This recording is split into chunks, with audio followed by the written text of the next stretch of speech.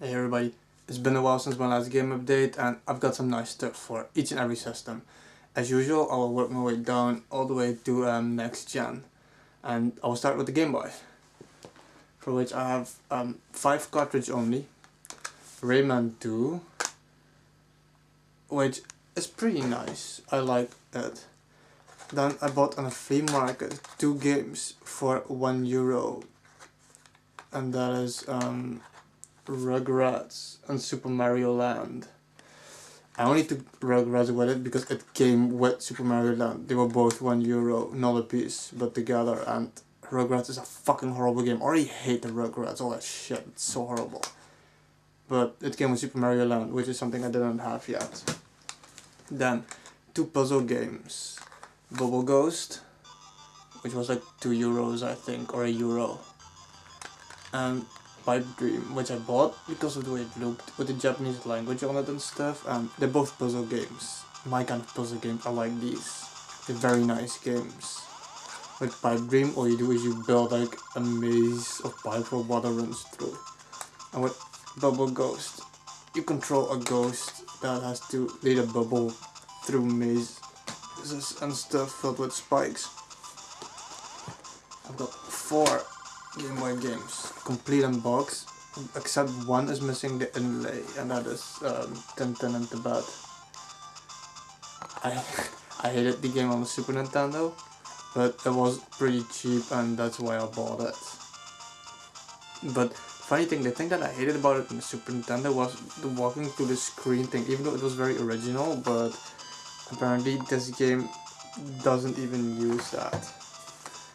Then, like I said, 3 complete in box, and these were all, I paid 3 or 4.50 for the Tintin and Tibet. Then these 3 were all €5, but they were all complete in box with everything in it, the booklet and stuff. That is Tasmania, which is an okay platformer, I guess. Tiny Toon Bab's Big Break, which I didn't really care for it that much. It's also a platformer. It's not bad. And Solomon's Club. I'm a big Solomon's Key fan. And I saw this. I didn't even know this one existed. I immediately picked it up. I loved it. It's also a puzzle game. I love puzzle games now. In which you have like a certain ammunition and ice blocks, and you can remove ice blocks, add them to your inventory, and you have to go to the exit, like climb the blocks and stuff. Very nice. Then we'll go to the NES, which I have 2 games with the box without the booklet. The Blues Brothers, which was pretty horrible. I really don't like it. It's so empty. And Parasol Stars, which I absolutely love. And Parasol Stars is what was it called? The Adventure of Bubble and Bobble 3, or the story of Bubble and Bobble 3, I think. Which is weird because it took the game mechanism of Bubble and Bobble and put it into Rainbow Islands. With the graphics of Rainbow Islands, it's weird, but I love the game. It really works for it. I think this is about only one. Then we move one for the Super Nintendo, Fireman, which is a Japanese import. It's for the Super Famicom, I should say, I guess. This is a game from my past and I absolutely love this game. Basically, you're firefighters and you have water attacks, you have a water hose and water bombs, the building is on fire and you have to save people. It's very, very nice. It's very addictive and you do not need to speak Japanese in order to play this game, that's why I love it so much. The PAL version of that is very rare. Then we go to the Sega. Now this is funny. One day I came home with my dad from groceries and we came in the garage, which is like, we live in an apartment complex, so the garage is for everybody. And there were some random games laying on the floor in the corner. There was Sonic 2, and I really like the old Sonic games. And complete in box,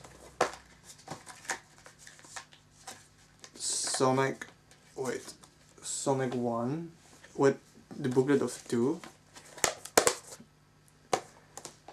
There was, which is funny, Tasmania as well.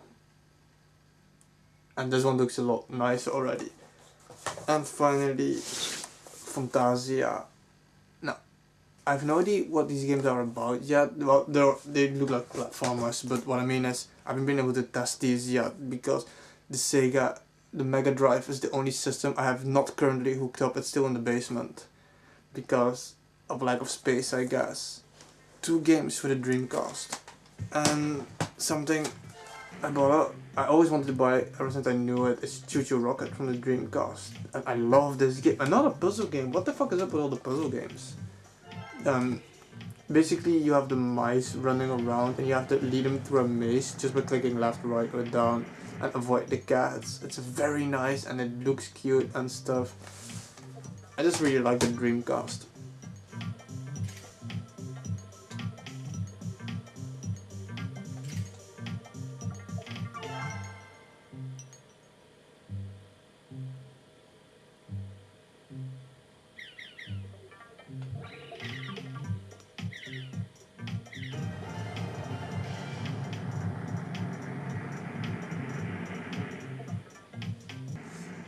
We have Kiss, Psycho Circus, The Nightmare Child.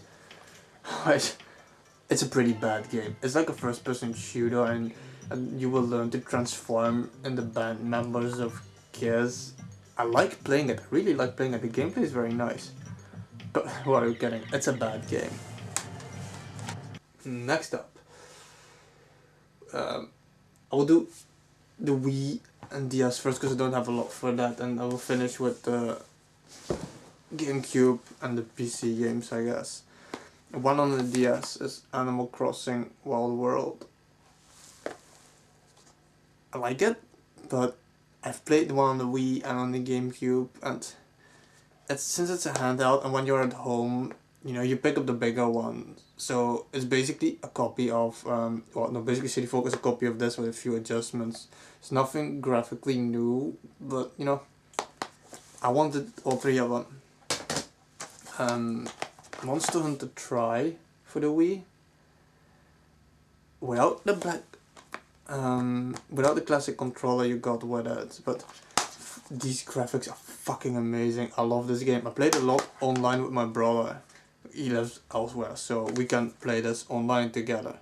And I'm having a lot of fun with this. I really am. And finally, Worms Battle Islands. Finally a good Worms. After the horrendous thing that is, what was it called? Space Oddity. I was like, dude, what the fuck did you do with my Worms? You raped it. And then they brought out Battle Islands and I absolutely love it. I love playing this online. It's a very nice online system. It runs very smoothly. I never have any problems with it.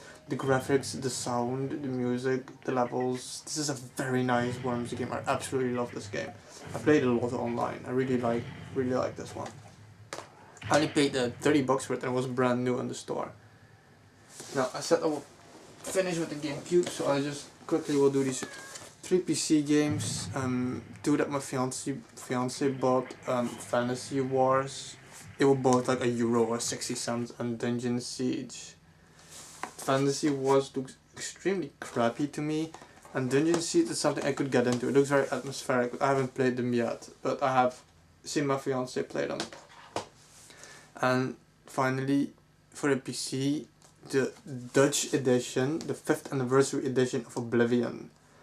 I love Morrowind, and I wanted to play this one too. I want Skyrim, I want to see if my laptop can handle it. I doubt it, but we'll see. And so we wanted Oblivion as well. We bought the Dutch one because it has €5 discount on Skyrim, and it's a 5th anniversary edition. It comes with the map, a making of, and the 2 add-ons, Knights of Nine and Shivering Isles. So yeah, you gotta love these games. They're some of the games that has like the most freedom I have ever seen in my life in a game, and I absolutely like that. So like I said, I'll finish with the GameCube because I've got a shitload of the GameCube. Let's start off with this. Something I ordered. It's the Tower of Druaga, which is a GameCube port of a Famicom game. I bought the Famicom game as well. I'll show you these at the same time. My first Famicom game ever. It's a bit like $5 for this, complete with the booklet. And the game, you know, is nicely complete.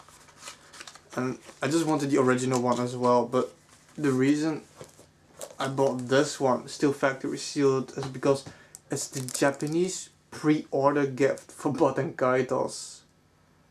Now we got some kind of cheap soundtrack from which the titles don't even correspond to the real titles in the game, which is still hilarious, I think. But I had to have this for my Baten Kaitos collection. This was a must-have. Basically, in Baten Kaitos you have a level in Mira, the continent of illusions. No, it's the city of illusion. I'm getting confused, but anyway, there's a level on Mira which has a level directly taken, like a sub-level in that level, directly taken from this game, so that's why they gave it to you.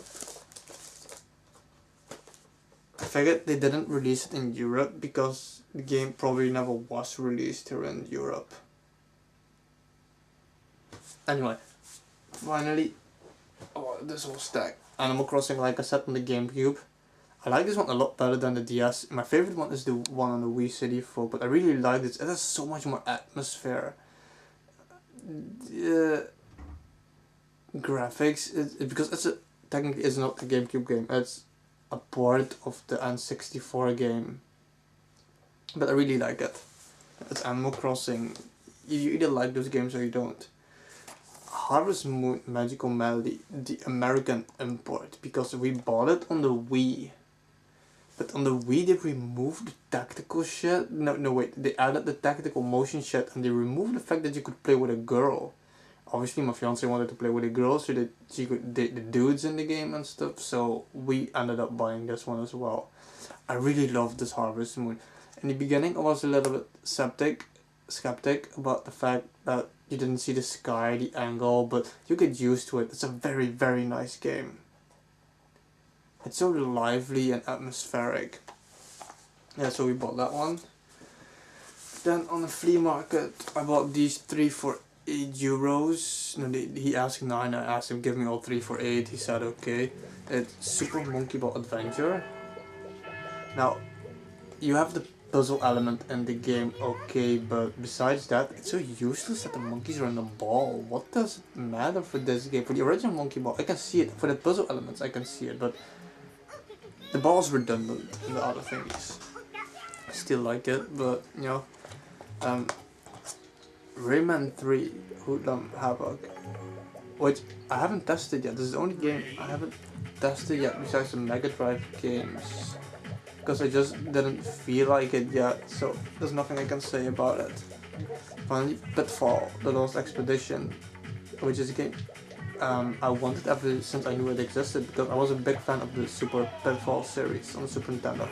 It's very different than that. It's all 3D and fluffy and cute, but I love this game, absolutely love it. The atmosphere, the graphics, it's amazing. The gameplay, the controls, is... Then, oh, 2 more to go. I will do this one first. Also at the flea market for €8. Complete in box. The Donkey Konga set. The only thing it has is, where is it? Oh yeah, here. See, it's like that. But for us, $8, it was still sealed. They were never used. And the game, I like this. It's something you play for fun, you know, with a bunch of friends over, I guess, or alone. But the main thing I don't like about this is there's no hidden songs. You can unlock difficulties, but you can't unlock hidden songs, and I think that's a shame. But I don't have the second game, nor the third one, so who knows. And also, this is a nice way to import other games, because the American, the European and Japanese version all have certain songs that the other versions don't have. Which is understandable, and it makes you want to buy those games. But like I said, you know, they could have added some unlockable songs. And the last game of this update is a game that immediately went in my top 10 GameCube games. It's Pikmin 2. I looked this up because I wanted it, so I looked at the prices, and it was like between 50 and 80 euros online. I was like, holy shit, how am I gonna get that game? And then I went to a flea market like 2 days afterwards, and I had it for 15 bucks. I asked it for 14 because obviously dude there had a store and they just go there to sell the games on the flea market, which I don't really like, but it offers great opportunities like this.